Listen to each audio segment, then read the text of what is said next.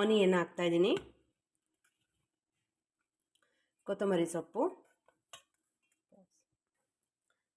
ಆಮೇಲೆ ಒಂದು 4 ಖಾರಕ್ಕೆ ತಕ್ಕಂಗೆ ನಿಮ್ಗೆ ಎಷ್ಟು ಖಾರ ಬೇಕೋ ಅಷ್ಟು ಗ್ರೀನ್ ಚಿಲ್ಲಿ, ಆಮೇಲೆ ಒಂದು 5-6 ಎಸಳು ಬೆಳ್ಳುಳ್ಳಿ.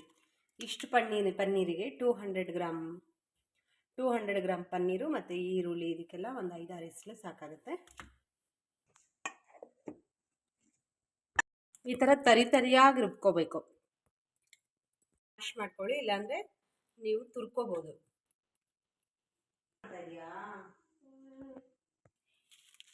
ಪಿಜ್ಜಾದು ಚಿಲ್ಲಿ ಫ್ಲೇಕ್ಸ್, ಆರಿಗ್ಯಾನೋ ಪೌಡರ್, ಇದು ಆಪ್ಷನಲ್, ಇದ್ದರೆ ಹಾಕ್ಕೊಳ್ಳಿ, ಇಲ್ಲಾಂದರೆ ಪರವಾಗಿಲ್ಲ. ಪಿಜ್ಜಾದಲ್ಲೆಲ್ಲ ಕೊಡ್ತಾರಲ್ಲ ಈ ಥರ. ಆ್ಯಂಡ್ ರುಚಿಗೆ ತಕ್ಕಷ್ಟು ಪುಡಿ ಉಪ್ಪು ಹಾಕ್ಕೊಳ್ಳಿ. ಆ್ಯಂಡ್ ಸ್ವಲ್ಪ ಪೆಪ್ಪರ್. ನಾವು ಆಲ್ರೆಡಿ ಹಸಿಮೆಣಸಿನ್ಕಾಯಿ ಹಾಕಿದ್ದೀವಿ, ಚಿಲ್ಲಿ ಫ್ಲೇಕ್ಸ್ ಹಾಕಿದ್ದೀವಿ, ಸೊ ಪೆಪ್ಪರ್ ನೋಡ್ಕೊಂಡು ಹಾಕ್ಕೊಳ್ಳಿ. ಈಗ ಕ್ರಷ್ ಮಾಡಿದ್ವಲ್ಲ ಈರುಳ್ಳಿ, ಹಸಿಮೆಣಸಿನ್ಕಾಯಿ, ಬೆಳ್ಳುಳ್ಳಿ, ಇದನ್ನು ಹಾಕೋಣ, ಮಿಕ್ಸ್ ಮಾಡೋಣ. ಕಾರ್ನ್ಫ್ಲೋರ್ ಅಥವಾ ಮೈದಾ ಎರಡರಲ್ಲೊಂದು ಪೇಸ್ಟ್ ಮಾಡ್ಕೋಬೇಕು. ಈ ಥರ ಮೈದಾ ಪೇಸ್ಟ್ ಮಾಡ್ಕೋಬೇಕು, ಡಿಪ್ ಮಾಡಿ ಫ್ರೈ ಮಾಡೋಕ್ಕೆ.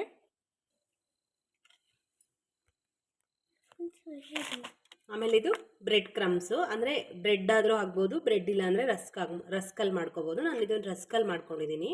ಬ್ರೆಡ್ಡಲ್ಲಿ ಅಷ್ಟೊಂದು ಚೆನ್ನಾಗಿ ಬರಲ್ಲ, ಇದಂದರೆ ಸ್ವಲ್ಪ ತಿಕ್ಕಾಗಿರುತ್ತಲ್ವ ರಸ್ಕನ್ನ ಪ್ರಿಫರ್ ಮಾಡ್ತೀನಿ ನಾನು.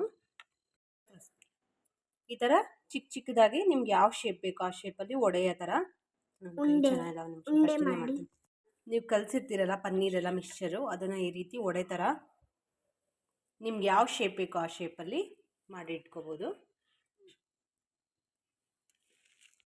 ಎಲ್ಲ ಪನ್ನೀರ್ ಮಿಕ್ಸ್ಚರ್ನ ಈ ರೀತಿ ನಿಮ್ಗೆ ಯಾವ ಆಕಾರ ಬೇಕೋ ಶೇಪಲ್ಲಿ, ರೌಂಡ್ ಇರ್ಬೋದು, ಒಡೆ ಆಕಾರ, ಬಾಲ್ಸು, ಈ ಥರ ಎಲ್ಲ ಶೇಪಲ್ಲಿ ನೀವು ಮಾಡ್ಕೊಳ್ಳಿ.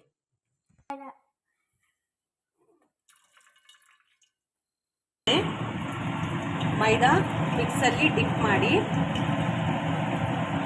ಬ್ರೆಡ್ ಕ್ರಮ್ಸಲ್ಲಿ ಹೆಚ್ಚಿ ಎಣ್ಣೆ ಒಳಗಡೆ ಬಿಡಿ.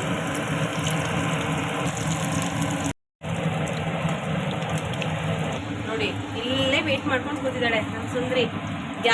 ಪಡ್ಡು ಅಲ್ಲೇ ವೇಟ್ ಮಾಡ್ಕೊಂಡು ಕೂತಿದ್ದಾಳೆ, ಆಗಿದೆಯಾ ತಿನ್ನೋಣ ಅಂತ ಹೇಳಿ. ಸೊ ಕೊನೆಗೂ ರೆಡಿ ಆಯಿತು. ಸೊ ಪನ್ನೀರ್ ಕಟ್ಲೆಟು ಇದೆಲ್ಲ ಮಾಡ್ಕೊಳ್ಳಿ, ಮಕ್ಳಿಗಂತೂ ತುಂಬ ಇಷ್ಟ ಆಗುತ್ತೆ. ನಮಗೆಲ್ಲ ಅಷ್ಟಕ್ಕಷ್ಟೇ, ಯಾಕಂದರೆ ಪನ್ನೀರ್ ಸ್ವಲ್ಪ ಸ್ವೀಟ್ನೆಸ್ ಅನಿಸುತ್ತಲ್ಲ. ಸೊ ತುಂಬ ರುಚಿಯಾಗಿ ಬಂದಿತ್ತು. ಆ್ಯಕ್ಚುಲಿ ಈವ್ನಿಂಗ್ ಸ್ನ್ಯಾಕ್ಸಿಗೆ ತುಂಬ ಚೆನ್ನಾಗಿರುತ್ತೆ.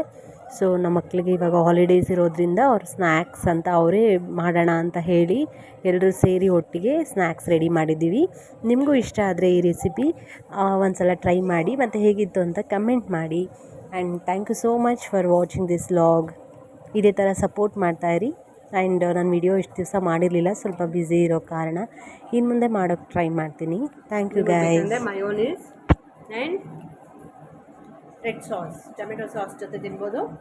ಇಲ್ಲ ಅಂದರೆ ಪುದೀನ ಚಟ್ನಿ ಚೆನ್ನಾಗಿರುತ್ತೆ, ಬಟ್ ನಮಗಷ್ಟು ಪುದೀನ ಚಟ್ನಿ ಇಷ್ಟ ಆಗಲ್ಲ. ಸೊ ನೀವು ಮಾಡ್ಕೊಳ್ಳಿ, ತಿನ್ಕೊಳ್ಳಿ, ಟೇಸ್ಟ್ ಹೇಗಿದೆ ಅಂತ ಕಮೆಂಟ್ ಮಾಡಿ ತಿಳಿಸಿ. Thank you guys.